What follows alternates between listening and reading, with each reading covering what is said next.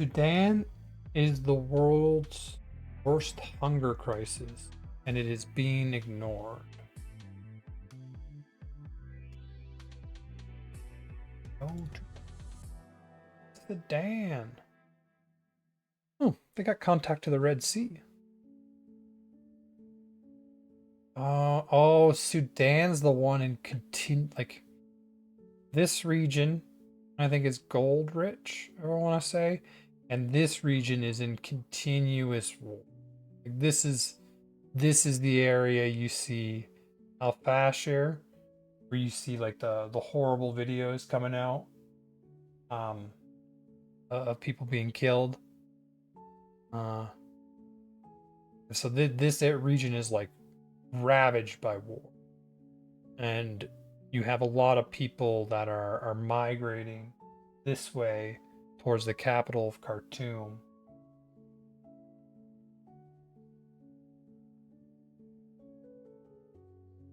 Can we drop something? Yeah, I don't like that. Yeah, that's one of the countries, like a lot of immigrants come from Nigeria. Like it's one of the more developed nations in the region from my understanding, right? Let's just have a we get Nigeria. I mean, that's nice. I wanted to zoom in a little bit. Just take a quick peek at it.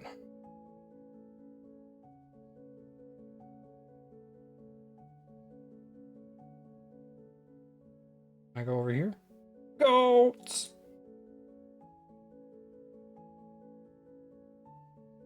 I mean, it certainly looks better than the last city we were looking at.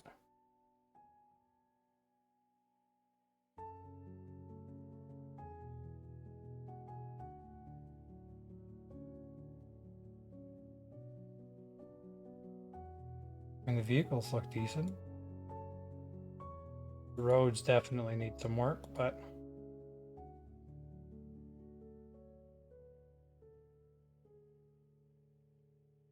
I mean, power lines, satellite dishes, satellite dishes.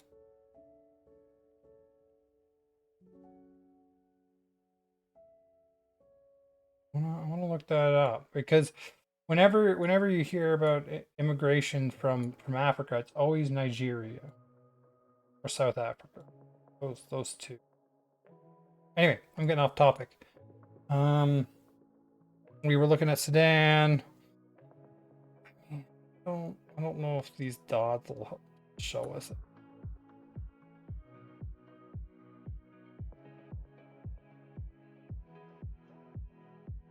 I'm not gonna give it if you can't move around. Anyway, war-torn region.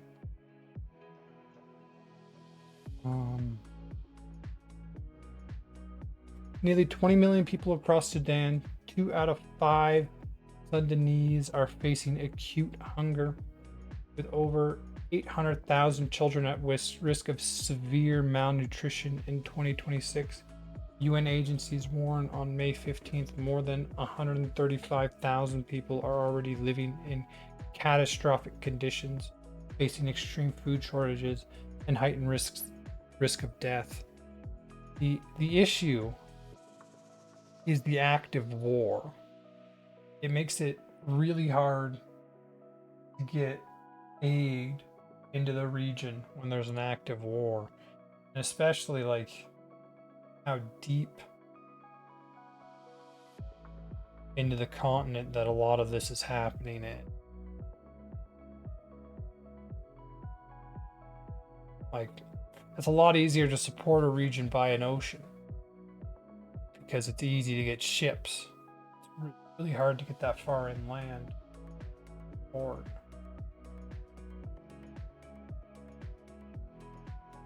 Oh, got the wrong one.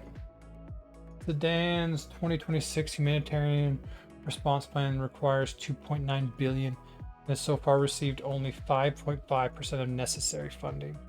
Famine has now been confirmed in more areas of Sudan than anywhere else on Earth. This is the world's largest humanitarian crisis by multiple metrics: displacement, hunger, malnutrition, and it's being entirely eclipsed by the Iran war. The funding gap is catastrophic. The Hormuz crisis is actively making it worse by raising food, fuel, and fertilizer prices. Hundreds of thousands of children could die this year. This story is invisible.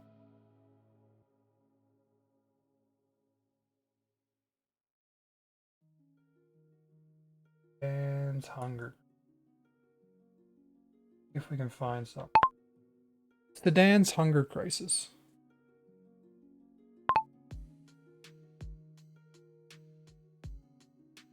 Two years ago, like this has been going on. Let's see if we can find something a little bit more recent. Was it DW? No, DW documentaries I hated. I don't want to watch anything DW because they blocked my video. I don't like that. I want like a 10-minute. No, avoid DW. Dan, the world's largest humanitarian crisis no one is talking about. DW, why is it always them? I don't want to watch anything by them.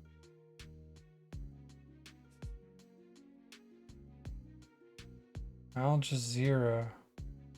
Global aid cuts push millions of displaced and needs towards hunger.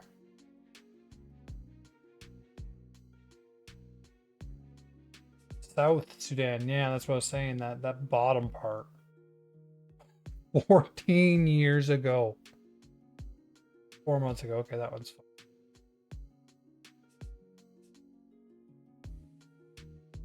They're right. Like nobody's talking about it at all.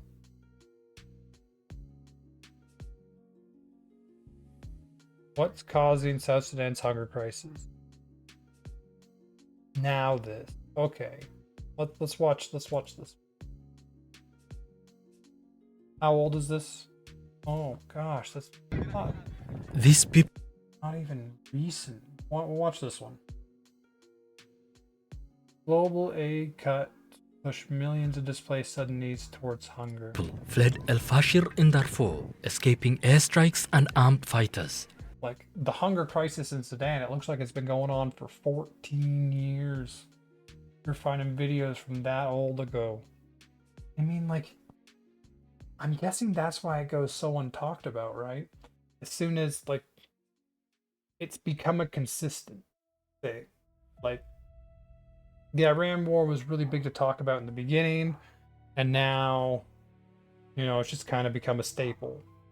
People don't talk about it. Same with Ukraine. The Ukraine war was really big to talk about for the first year, and then it just kind of became a staple. This crisis is 14 years old if the videos are right. And so as it just becomes a staple, people think about it. And it sounds like it's currently getting worse. Seeking refuge in the town of Tawila, hoping safety would also bring help. Instead, they face a new threat: hunger. Not because food isn't available. And like conditions like these are where you will see things like Ebola can get massive vectors. You don't want Ebola to spread, and from my understanding, Democratic Republic of the Congo also has conflict, also has these sorts of communities that are displaced from where they live, and this is where you can get mass transfer of Ebola, and it's not good. But because the money to buy and deliver it is running out. Our situation here is terrible. We don't have blankets. El Fasher, that is El Fasher. That's the conflict one right there. Look at that city spread out.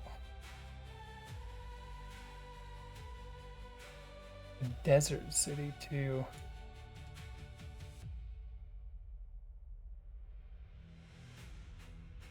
mosque, private hospital, El Fash. This is the city that's been the center of the conflict. We dismantle this shelter at night, use it as covers, and reassemble it in the morning for shade. We don't have food, we have nothing.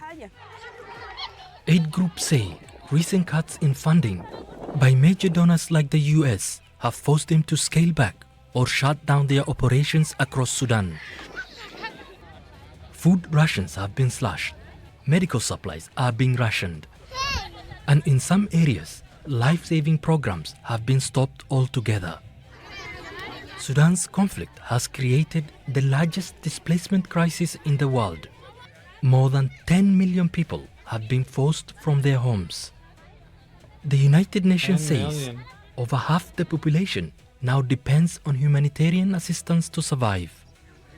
But this year, less than 40% of the funding it needs has been secured. The United States says aid will now be directed only to programs that serve its national interests. Taxpayer money should be spent in furtherance of our foreign policy, should be spent in places and on things that further our foreign policy, and even that is not unlimited. As the war drags on and with no political solution in sight, civilians are paying the price through bombs and bullets on the ground and by decisions on aid budgets made many thousands of kilometers away. Hamza Mohammed, Al Jazeera. Don't miss out and get Yeah, like what's happening there is terrible, and it's largely caused by the conflict between there's like three different groups. From my understanding, it's like religious conflict. Like how do you fix that? I don't know.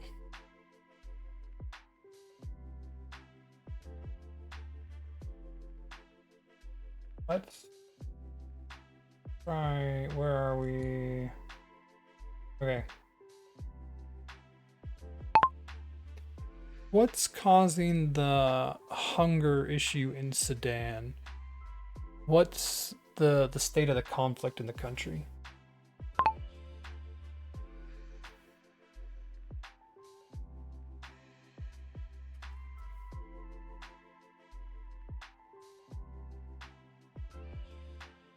We're not there.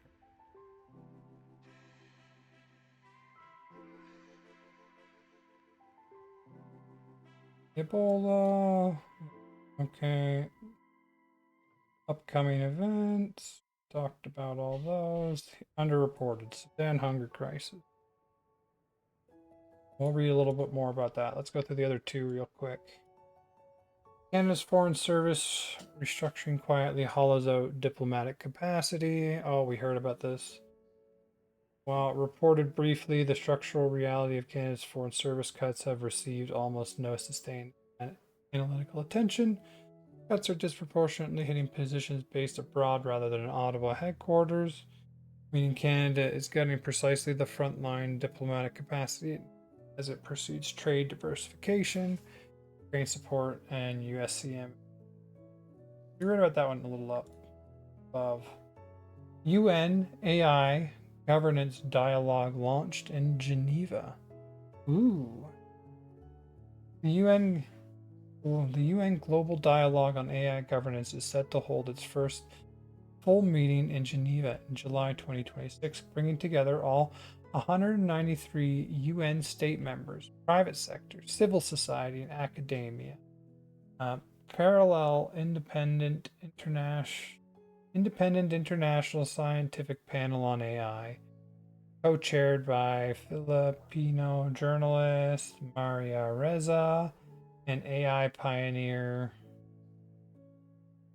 Joshua Bengio, will present the first annual report at this. I would like to look into that when that happens. That should be on an upcoming.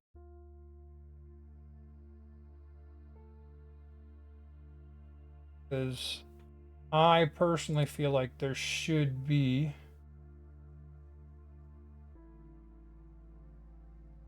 some kind of regulation on AI, because leaving it unregulated is going to cause a lot of problems.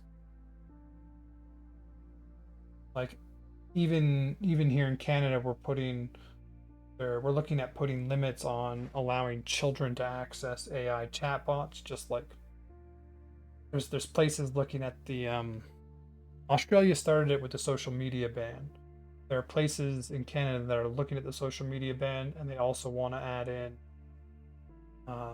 limiting children's access to AI chatbot. This is the first truly global intergovernmental forum on AI governance, a landmark in how humanity governs transformative technology. It's happening in 6 weeks. The geopolitical fault lines are stark. EU wants rights-based regulation. US prefers voluntary standards. China promotes inclusive cooperation while defending state control.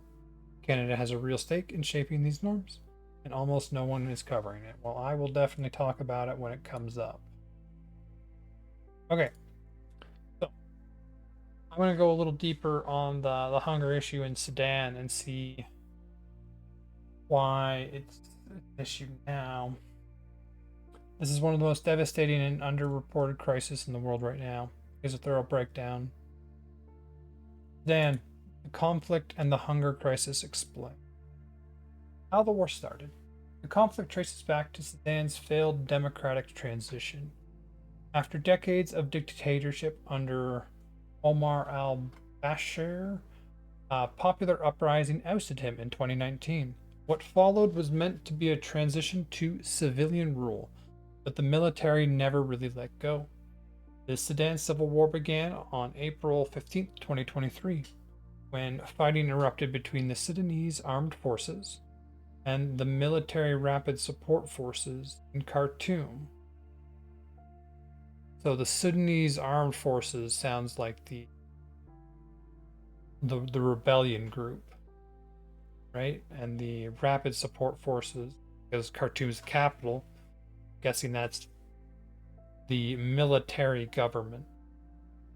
The conflict stems from a power struggle between two military leaders, so they're both military, who had jointly orchestrated the October 2021 coup that derailed Sudan's democratic transition. General Adel commands the Sudanese armed forces, while General Mohammed, known as Hemeti, leads the rapid support forces. Tensions have been building for months over the proposed integration of the rapid support forces into the regular military. Disagreement over the timeline and command structure of that integration ultimately triggered open warfare. Okay, so the rapid support forces are not the regular military. And the Sudanese armed forces, Sudanese armed forces, that sounds more like a standing army. Rapid support forces are the break-off group, and they're the ones, and then they're in conflict with the general army. In other words, two generals who were allies in a coup ended up at war with each other over who would ultimately control the country. The Sudanese people, who had been demanding democracy, became the victims of both sides.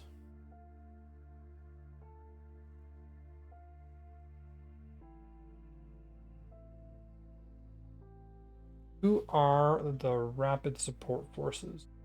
This is a crucial context for understanding the atrocities. The Rapid Support Forces was originally formed from the Janjaweed militias responsible for the Darfur genocide of the 2000s, and has grown into a powerful autonomous force with significant gold mining revenue and foreign backing. It is, in effect, a rebranding genocidal militia, one that was previously used by the Sudanese state itself, which now controls vast territory. Can we get a map?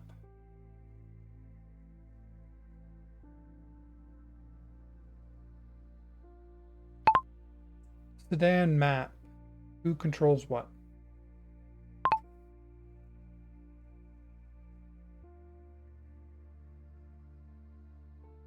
That. A lot of these are not Sudan, but this one is. Okay. How old is this?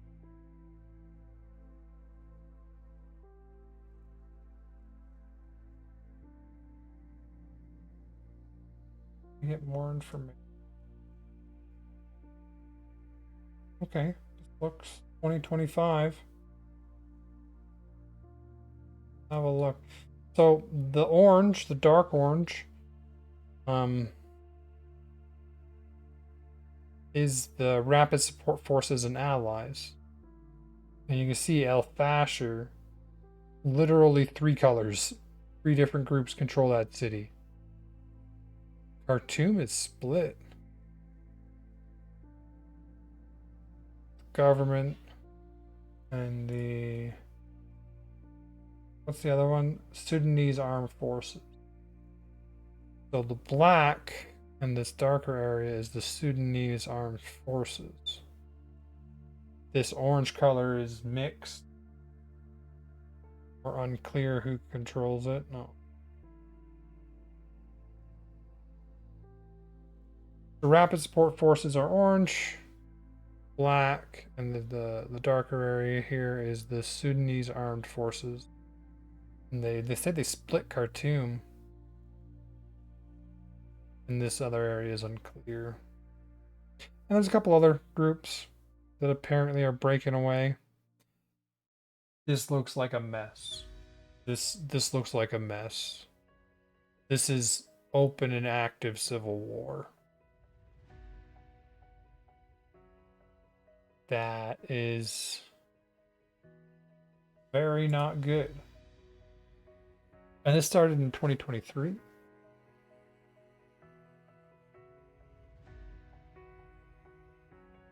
Okay, current state of the war. Let's have a look. The conflict has created a functional partition of the country, and the battlefield has been deeply brutal. The conflict has produced a functional partition. The Sudanese armed forces control the east and Khartoum. Okay, so they control the capital. East and Khartoum. The Rapid Support Forces control most of Western Sudan, including Darfur. Well,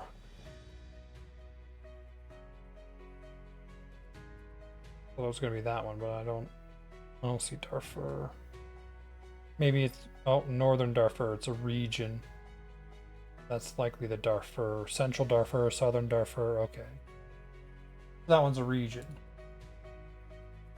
The Kordofan region remains an active battlefield. In October 2025, the Rapid Support Forces seized Al Fasher, the last Sudanese armed force stronghold in Darfur, after an 18-month siege. So that's what I. The little I did hear about in the media about this was Al Fasher. Apparently brutal. Yale Humanitarian Research Lab satellite analysts document what is described as a systematic campaign of mass killing, with estimates of 30 to 60,000 dead in Al Fasher alone. Oh, so that sounds like...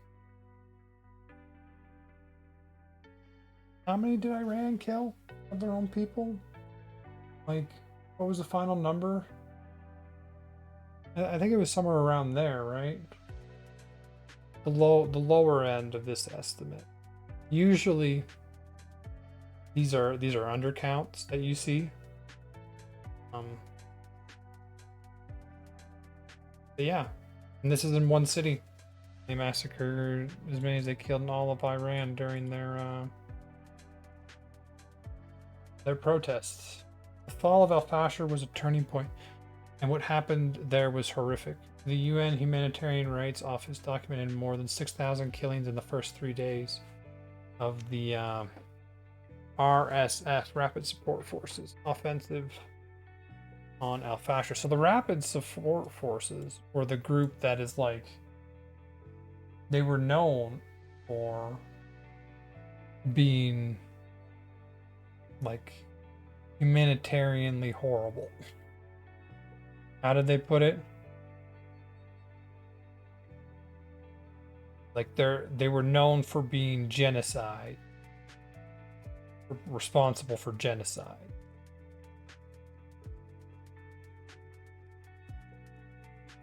Okay, where was I?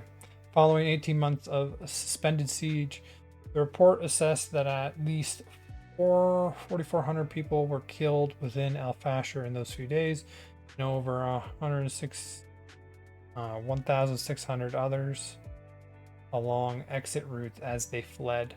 The actual scale of the death toll is undoubtedly significant. Rapid Support Forces fighters carried out summary executions of civilians accused of collaboration with the Sudanese armed forces, often determined on the basis of non-Arab ethnicity. Adolescent boys and men aged under 50 were specifically targeted. The UN High Commission for Human Rights said he heard direct testimony from survivors illustrating how sexual violence was systematically used as a weapon of war, with patterns of rape documented against women and girls, particularly from the Zagwan and other non-Arab communities. The US Treasury, UK, and EU have all sanctioned the Rapid Support Forces commanders. The UN has characterized the action at Al Fashir as war crimes and possibly crimes against humanity. On the Sudanese Armed Forces side, both the Sudanese Armed Forces and Rapid Support Forces have continued to escalate across multiple front lines using ground operation, artillery shelling, and heavy drone strikes. The Sudanese Armed Forces has conducted indiscriminate aerial bombardment of civilian areas. Neither side has clean hands. How do you provide humanitarian support in the middle of this? Like this is active. Like in Ukraine, the conflict is drawn along a line, and each side controls an area. You look when you look at the lines here, like they control a city here, then they control a city there, then they actually controlled this city, which is in the middle of cities controlled by the other side. Like there is no defined front line. You kind of control areas, and you can be attacked by like any side. Like that's chaos. Chaos in an active war zone like that. That's horrible. There is one modest recent development. Where was I? This has clean hands. There's one modest recent development. In early April 2026, the Central Bank of Sudan resumed operations in Khartoum for the first time since the war began, and the Sudanese Armed Forces aligned government announced its complete return to the capital, sign that the Sudanese Armed Forces has retaken and consolidated control of Khartoum after it was seized by the RSF early in the war. So that is what we're seeing here. Like this is showing, I think this is from November 2024. I imagine it takes a long time to get these. So the RSF, Rapid Support Forces, have taken Al Fashir. Shows it's being tested. And the government, or the Sudanese Armed Forces, have taken back Khartoum, which is their capital.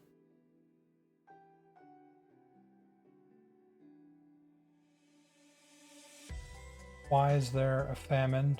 The 5 drivers. The hunger crisis isn't incidental to the war. It's being produced by it through multiple reinforcing mechanisms. I mean, that makes sense. Large scale warfare causes hunger. You can't really farm when you're being shot at. Direct destruction of agriculture and markets. The conflict is destroying markets, disrupting harvests, and blocking trade routes and delivery of humanitarian aid.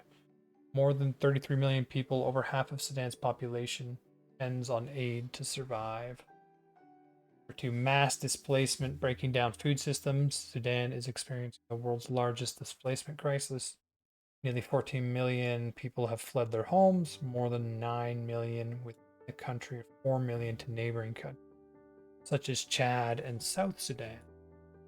When that many people are uprooted, local food production collapses, and market supply chains break down entirely. Deliberate obstruction of aid. Starvation as a weapon. The use of starvation as a weapon of war and obstruction of aid access are violations of international humanitarian law.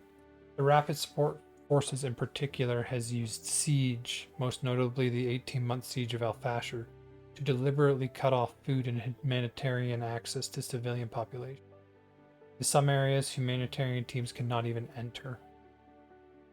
Collapse of basic services. Around 80% of health centers and 60% of water systems are non-functioning and complex. This is around 80% of health centers. So the water system, this is where, because we also see conflict in the Democratic Republic of the Congo. And when you can assume that in heavy conflict, they also have an issue with their water systems.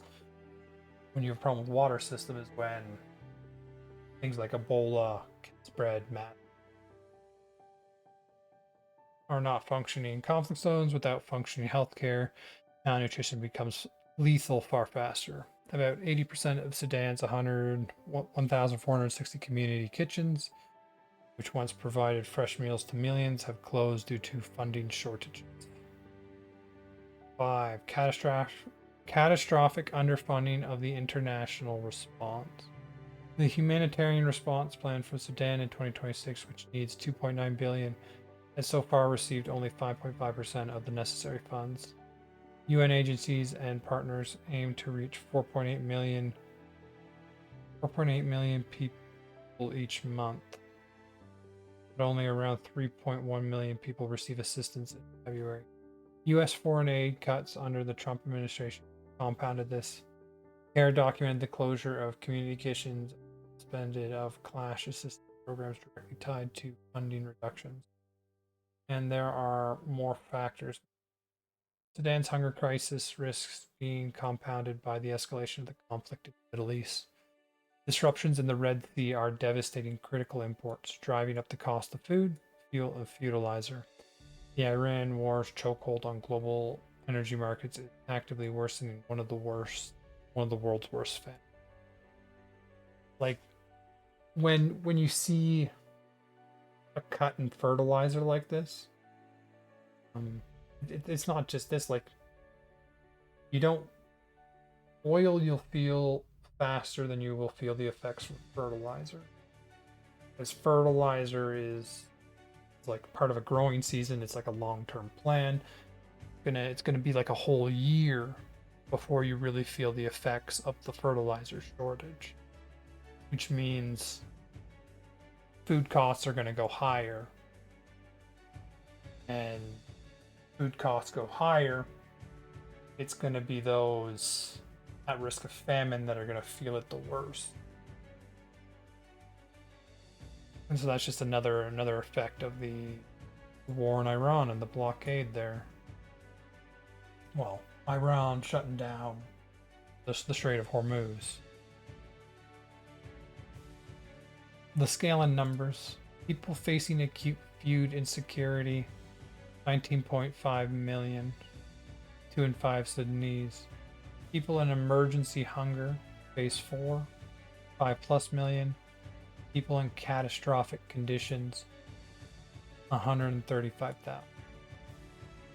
Children under 5 at risk of severe malnutrition, 125,000. People displaced, 14 million. World's largest crisis. Health centers, non-functional conflict zones, 80%. 126 humanitarian plan funded, 5.5. Estimated total killed since 2023, 150,000 U.S. Treasury.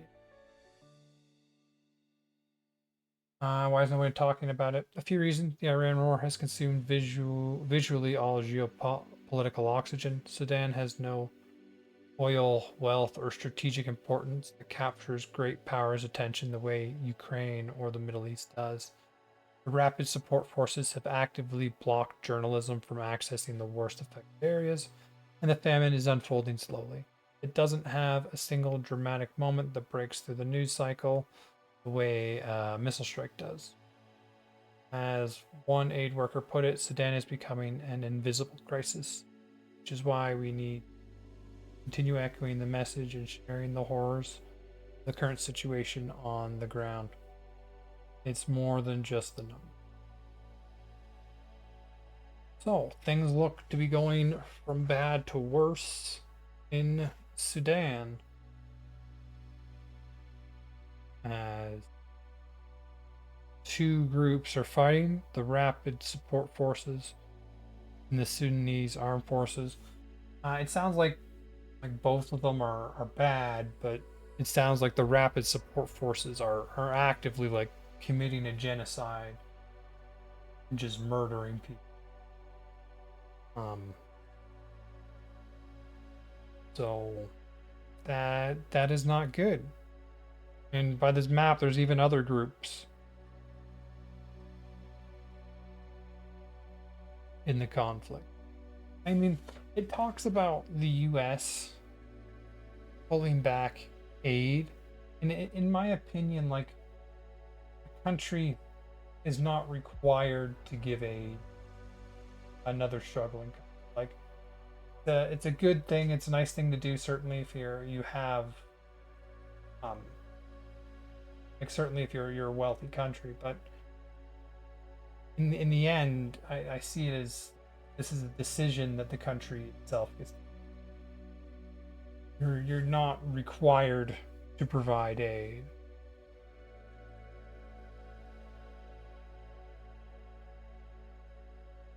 And I mean, I don't know how you fix this. They're an active civil war. They've broken the country in half, and they're actively fighting.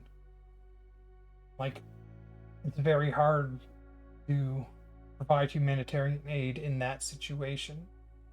You need the conflict die down or stop, and then you can come in and provide aid and assist with the rebuilding. But while the conflict is ongoing, it's like trying to go to Ukraine and provide aid to people in the front lines. Very hard to do. And considering the lines look like this, most of the country is a front line by the looks of it. And it seems like the condition is deteriorating rapidly. I mean, I don't know how you fix it.